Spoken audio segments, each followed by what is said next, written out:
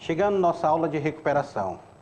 Sei que você não alcançou a média necessária agora para esse módulo 2, mas não esquente, chegou a sua vez, é hora.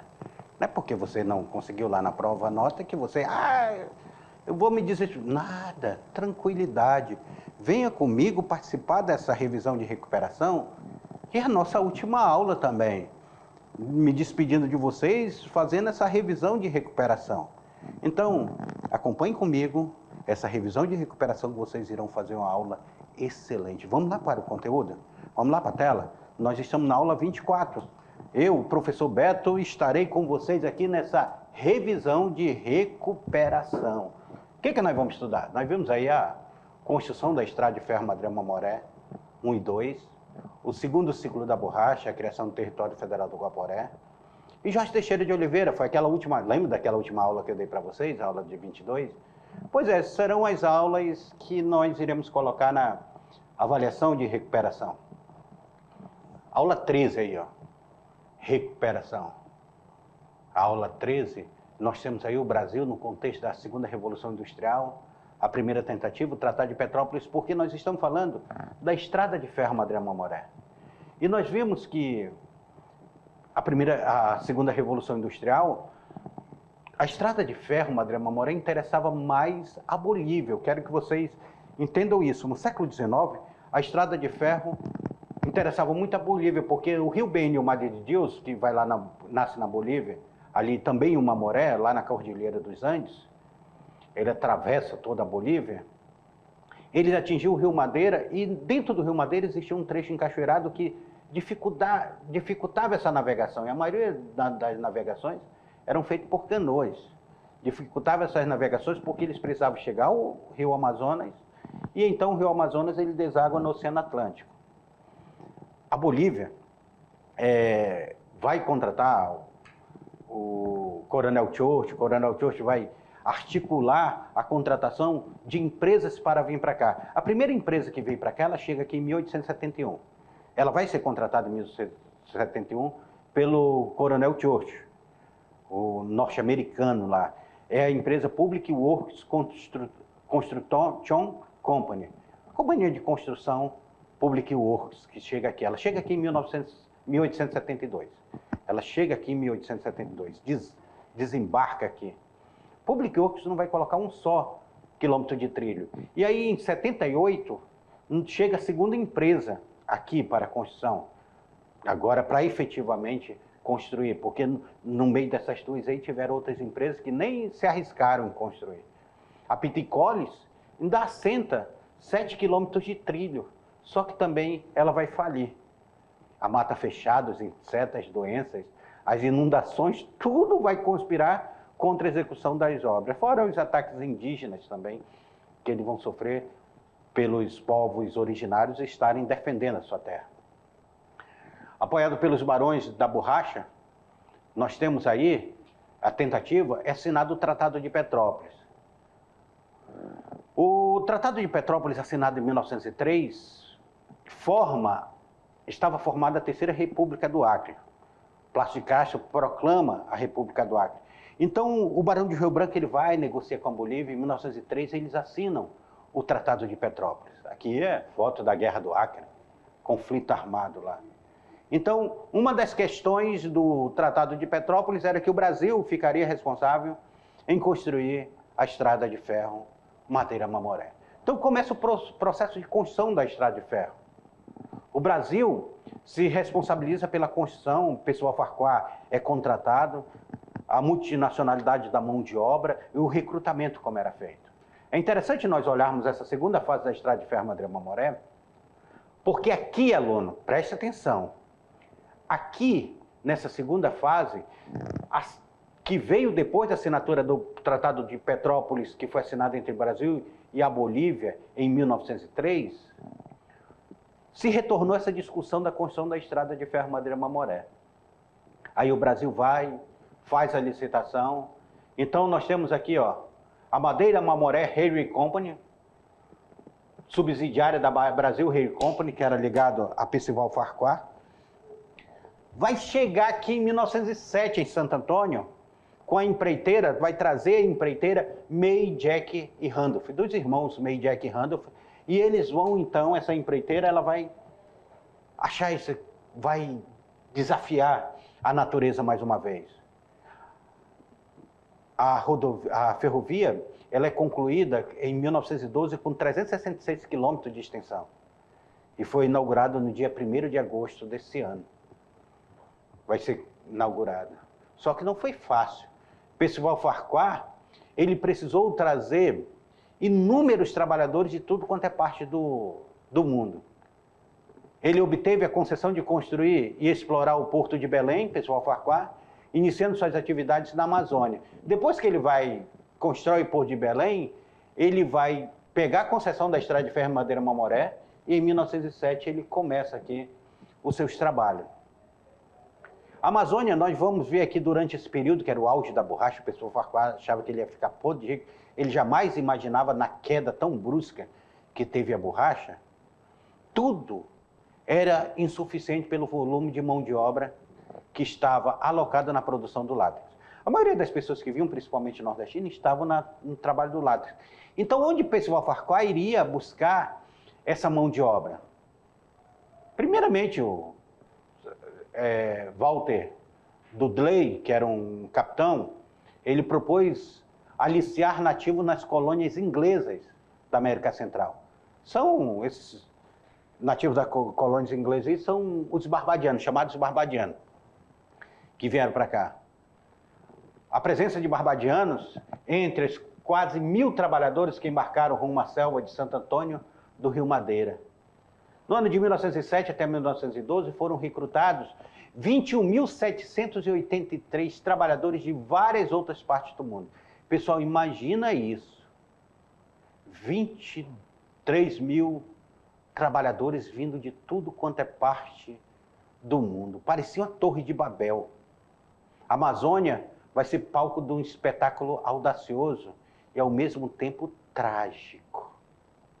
Os trilhos da Estrada de Ferro repousam sobre vidas de milhares de operários que suas obras vieram trabalhar. Desses daqui, estima-se que boa parte morreu. A Estrada de Ferro Madeira Mamoré tem uma estimativa de 6.000 mortes. 6.000 mortes. Não tem um número exato, porque uns morreram aqui, outros morreram indo embora daqui. E tudo isso se deu, a Estrada de Ferro sendo construída, devido a esse ciclo da borracha que estava acontecendo. A ocupação da Malásia na Segunda Guerra Mundial, porque no primeiro ciclo da borracha nós vimos que foi tirado seringueiras aqui e mandado para a Malásia. Então a Malásia ela vai ser ocupada pelo Japão na Segunda Guerra Mundial. Todas aquelas seringueiras que abasteciam o mundo estão na mão dos japoneses. Olha aqui os japoneses invadindo a Malásia. E agora?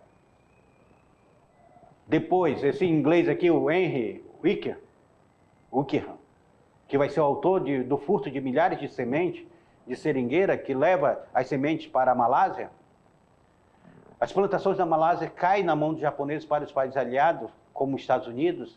Era interessante para o Brasil voltar a extrair o látex. Então agora, na Segunda Guerra Mundial, o Brasil voltou a ser o palco dessa extração de látex. Inclusive, entre o Brasil e os Estados Unidos é assinado o Acordo de Washington.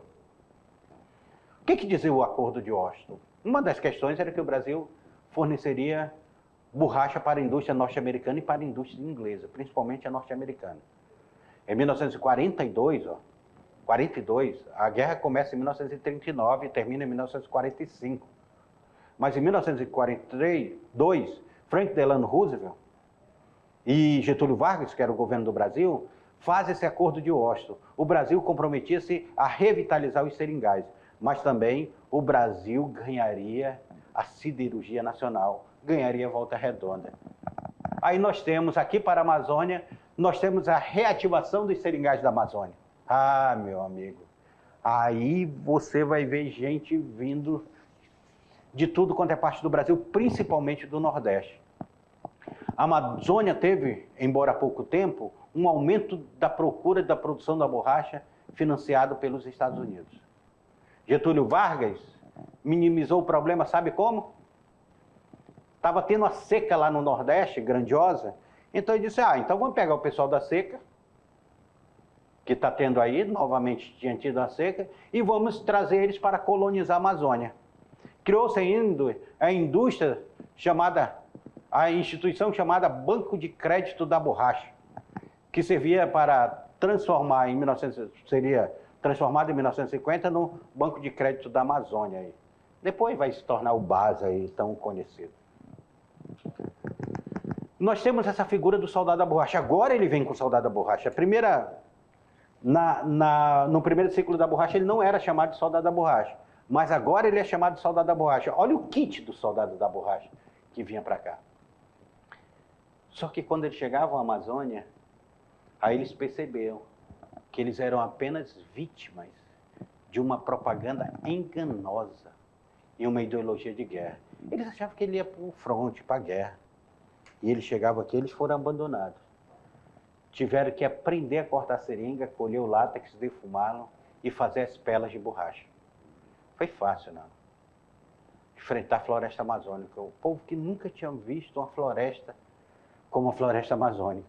O governo brasileiro não cumpriu a promessa de reconduzir os soldados da borracha de volta à sua terra. Ficaram abandonados aqui, foram literalmente abandonados. E muito pelo contrário, não foram reconhecidos como heróis. Os pracinhas lá da Segunda Guerra Mundial foram reconhecidos como heróis. Eles não foram reconhecidos como heróis e muito menos tiveram suas aposentadorias equiparadas aos militares. Foram abandonados. Completamente abandonados. O Guaporé, agora vamos aqui, é criado com o segundo ciclo da borracha, em 1943, Acordo de Washington, 1942. Em 1943, nós temos aí a criação do território federal do Guaporé.